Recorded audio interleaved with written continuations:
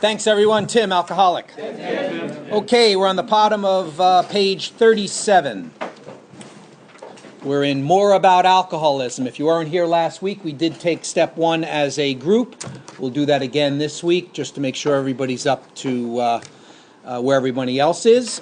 And we're on the last paragraph, page 37. Last week we read about Jim. This week we will read about Fred. Our behavior is as absurd and incomprehensible with respect to the first drink as that of an individual with a passion, say, for jaywalking. He gets a thrill out of skipping in front of fast-moving vehicles. He enjoys himself for a few years in spite of friendly warnings. Up to this point, you would label him as a foolish chap having queer ideas of fun. Luck then deserts him, and he is slightly injured several times in succession. You would expect him, if he were normal, to cut it out. Presently, he is hit again, and this time has a fractured skull. Within a week after leaving the hospital, a fast-moving trolley car breaks his arm. He tells you he has decided to stop jaywalking for good, but in a few weeks, he breaks both legs. On through the years, this conduct continues, accompanied by his continual promises to be careful or to keep off the streets altogether. Finally, he can no longer work. His wife gets a divorce, and he is held up to ridicule. He tries every known means to get the jaywalking idea out of his head. He shuts himself up in an asylum, hoping to mend his ways. But the day he comes out, he races in front of a fire engine, which breaks his back. Such a man would be crazy, wouldn't he?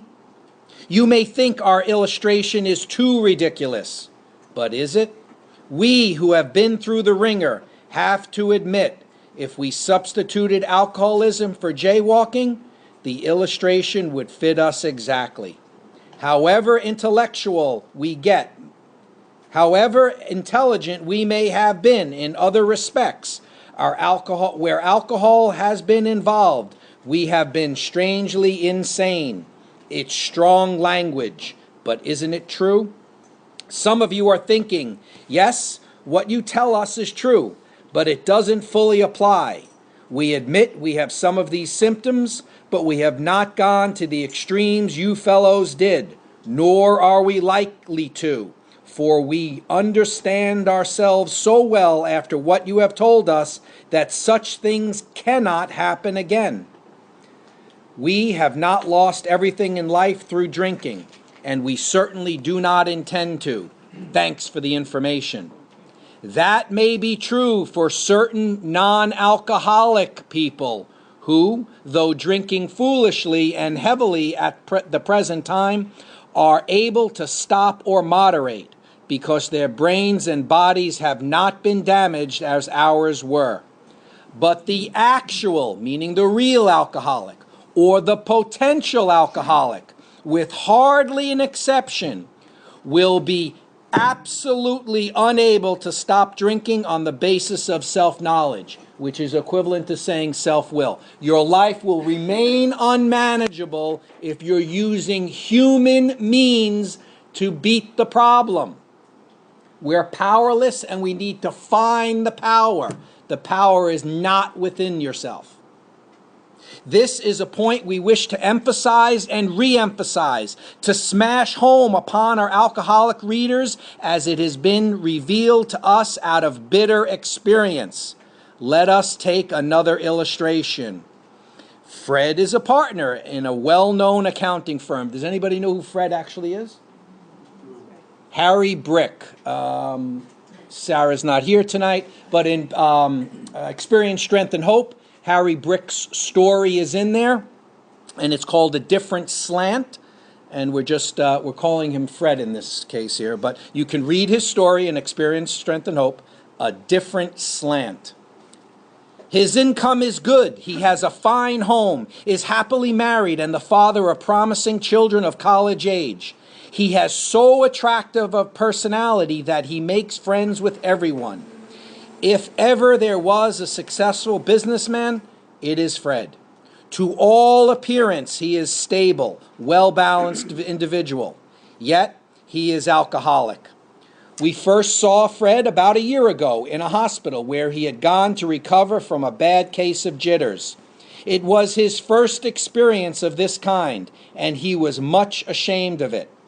Far from admitting he was an alcoholic, he told himself he came to the hospital to rest his nerves. So he has no step one there. He's not admitting anything. He's even a little delusional. He's saying, I'm going to rest my nerves. No step one. So we know where this is going, right? The doctor intimated strongly that he might be worse than he realized. For a few days he was depressed about his condition. He made up his mind to quit drinking altogether. It never occurred to him that perhaps he could not do so in spite of his character and standing. So in other words, he doesn't know he's beyond human aid. He thinks self-will will work here. It works in so many other cases, why not here? Fred would not believe himself an alcoholic, much less accept a spiritual remedy for his problem. So not only is he not buying into step one, he is preventing himself from taking step two, because he is not willing to accept a spiritual remedy for his problem. We told him what we knew about alcoholism. He was interested and conceded that he had some of the symptoms, but he was a long way from admitting that he could do nothing about it himself. So he had no gift of desperation to force his hand into making a decision. He was positive that this humiliating experience, this mini bottom, plus the knowledge he had acquired, would keep him sober for the rest of his life. Self-knowledge would fix it. So he didn't feel helpless and hopeless. He was humbled, but he was not at a true bottom. We heard no more of Fred for a while. One day we were told that he was back in the hospital. This time he was quite shaky. He soon indicated he was anxious to see us. The story he told is most instructive, for here was a chap absolutely convinced he had to stop drinking, who had no excuse for drinking, who exhibited splendid judgment, good self-will, appropriate use of self-will, and determination in all his other concerns, yet was flat on his back nevertheless. Let him tell you about it. I was much impressed with what you fellows said about alcoholism, and I frankly did not believe it would be possible for me to drink again. I rather appreciated your ideas about the subtle insanity. That's the mental obsession. Mental obsession will always precede the first drink, which precedes, it says that, which precedes the first drink. But I was confident, I thought I heard it someplace, I was confident it could not happen to me after what I had learned. I reasoned I was not so far advanced as most of you fellows, that I had been usually successful in licking my other personal problems, and that I would therefore be successful where you men failed, meaning I'm different. I felt I had every right to be self-confident, that it would be only a matter of exercising my willpower and keeping on guard. In this frame of mind, I went about my business, and for a time all was well. I had no trouble refusing drinks, and began to wonder if I had not been making too hard work of a simple matter. So this is the insidiousness of the malady. Once we feel better, we think we maybe acted a little rash about this whole drinking thing, right? The problems have subsided. Maybe the physical ailment has subsided a bit. Maybe we need to reevaluate. Maybe I should just drink a little less, right? We saw that on page 31. All the examples switch from beer to wine. Don't drink at work. Or take a trip, don't take a trip. These are all the different ways we use self-will to manage the problem. But because we're beyond human aid, our life remains unmanageable. One day I went to Washington to present some accounting evidence to a government bureau. I had been out of town before during this particular Dry spell does not say sobriety. Note that. Dry spell. He was not drinking at that time. He was not drinking without the solution. He was working on self-will. He stopped. He's not going to be able to stay stopped, but he stopped. So that constitutes a dry spell. He's on the water wagon. That's not sobriety. That's white knuckling it. We could use that term also. Very specifically using that term there.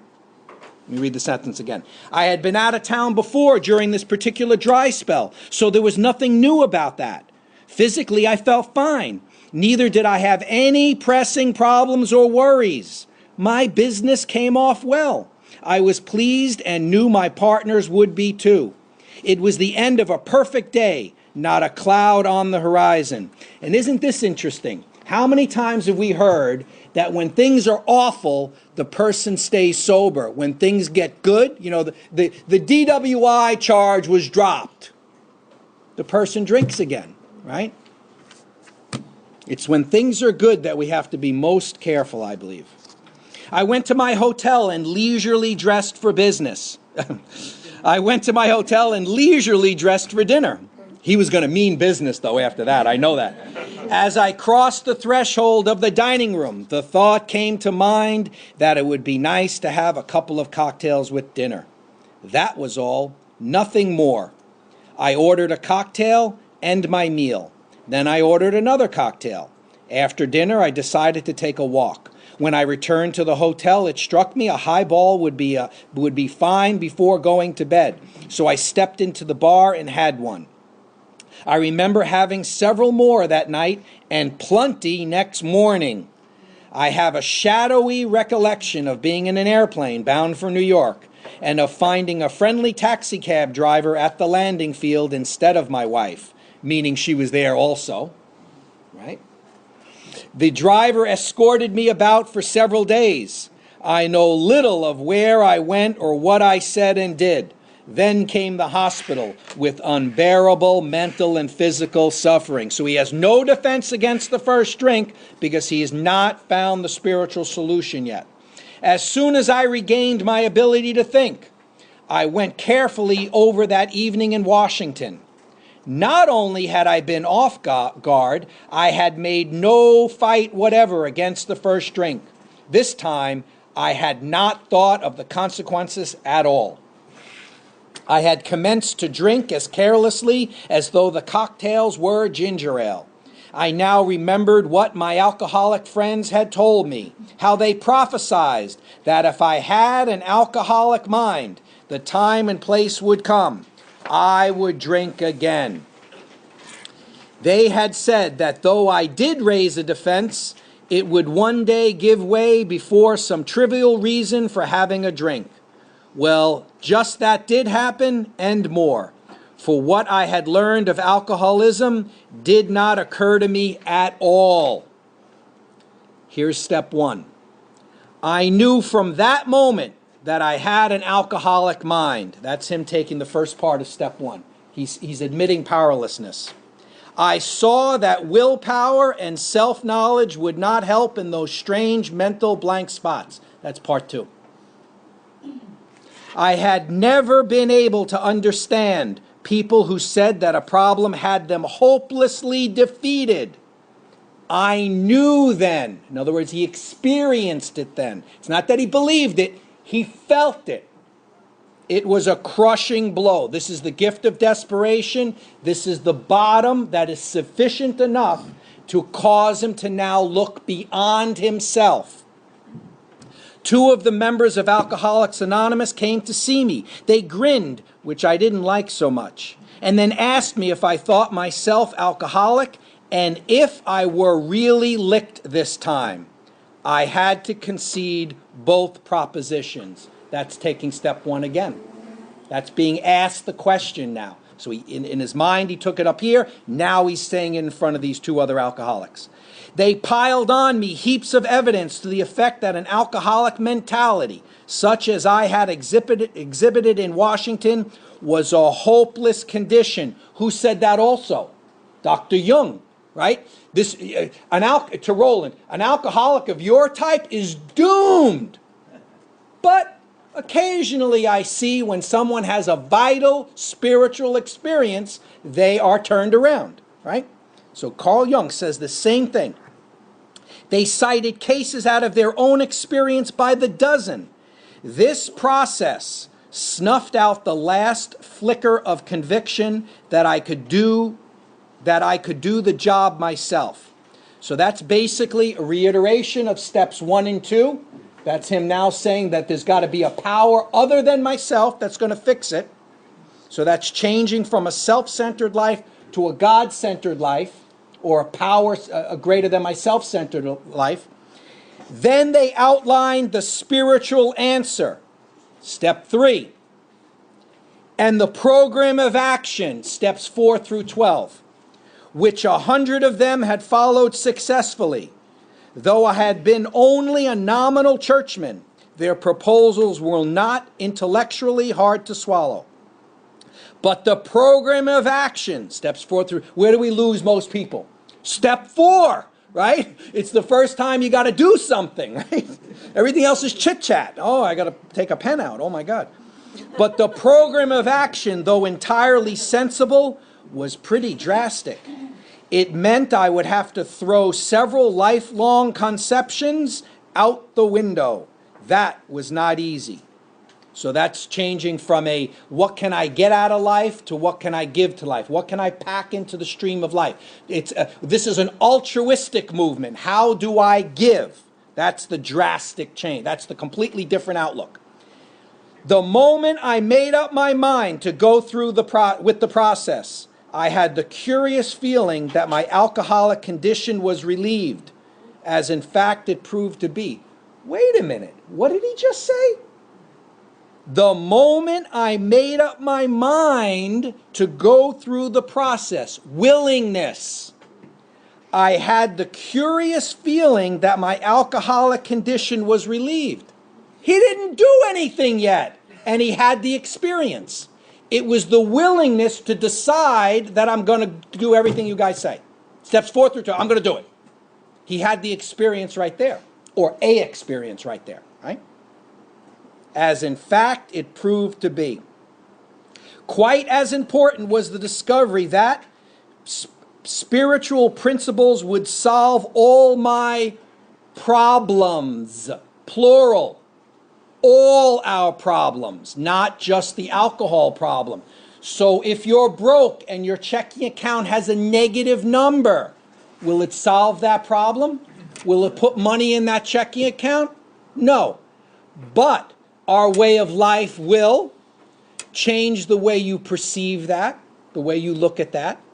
By not drinking, we get the opportunity to do the next right thing that would put money in the checking account.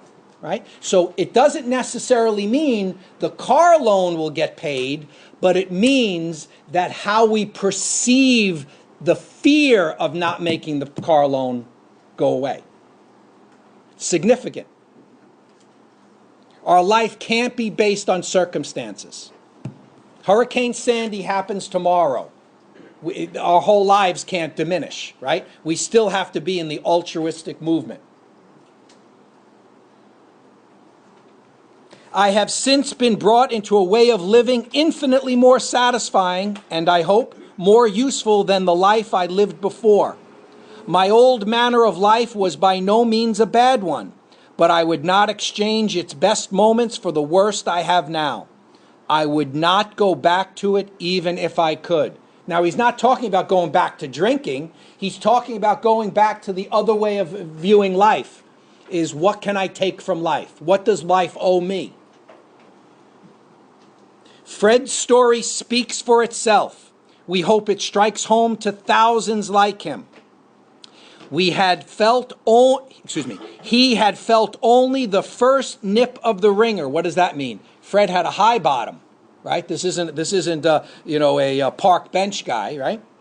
Most alcoholics have to be pretty badly mangled before they really commence to solve their problems. What's the author saying? That the bottom is very, very important. Having a bottom is very, very important. And whatever a bottom is, that's the personal choice of the person, right? It doesn't have to compare to anybody else's bottom. Many doctors and psychiatrists agree with our conclusions. One of these men, staff member of a world-renowned hospital, recently made this statement to some of us. What you say about the general hopelessness of the average alcoholic's plight is, in my opinion, correct.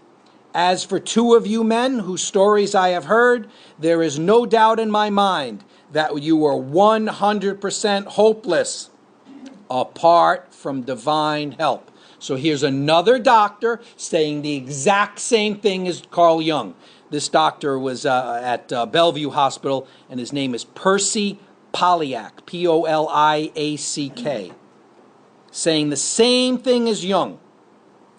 Had you offered yourselves as patients at this hospital, I would not have taken you if I had been able to avoid it. People like you are too heartbreaking.